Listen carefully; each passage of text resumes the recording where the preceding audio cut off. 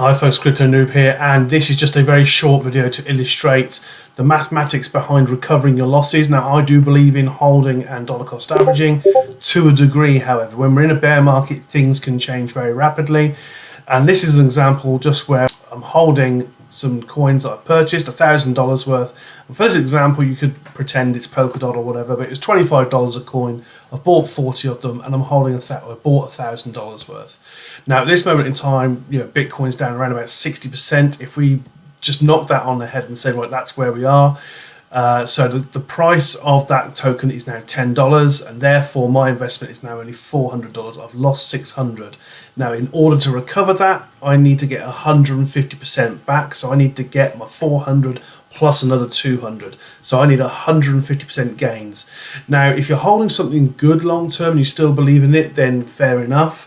However, going into a bear market where we are right now, we could still see further dips. So I believe 80% is possible, if not likely. So you were then talking about, we're talking about 40 coins at $25 a coin being $1,000, then being worth $5 a coin. So your total investment $200. You then need this got 400%. So you need to get this to 5x basically just to get your money back.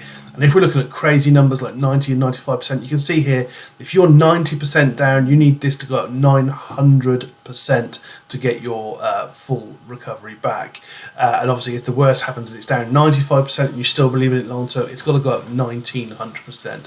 So pretty devastating mathematics. And this is why I have taken some sales out of long-term positions. And if you like and follow for part 2, I will show you why I haven't completely sold out, because there are some ways to mitigate these losses. So, I hope that was of some use just to illustrate the maths behind it. And as I said, tomorrow I will illustrate one way I've actually taken advantage of these positions. So like and follow and get ready for part 2.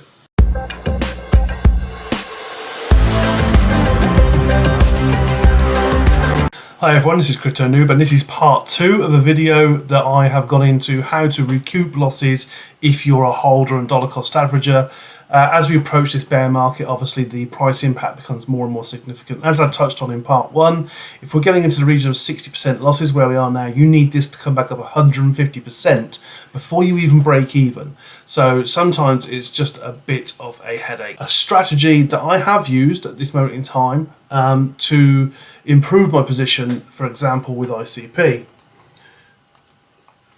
Now, what I've done here is I've calculated, obviously, the original chart here.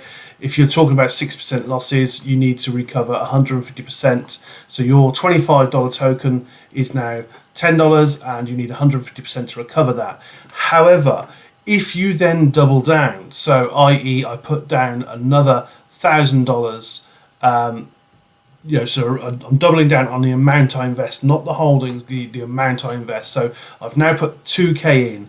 So I've now got, instead of 40 coins plus 40 coins, I've got, because obviously it's a lot cheaper, I've now got 140 coins because I've bought another 100. So that makes my new worth $1,400. So I'm down $600 still, but obviously I've got a much higher value in terms of what I'm holding and a much higher number of coins that I'm holding. Now this puts my percentage to recovery at only 42%. So by doubling down on a project that I really like, I've been able to reduce that percentage from 150% to break even to 42% to break even. And of course, what will happen then is if we do come back to a break even position, we will have 140 tokens at $25. That is $3,500. So that will actually put us in a profit position of $1,500. So this is something, as I said, I have applied to things like ICP. I have doubled down, as we've gotten towards quite a big bottom. I do think Bitcoin could dip more, so I may have to do this again.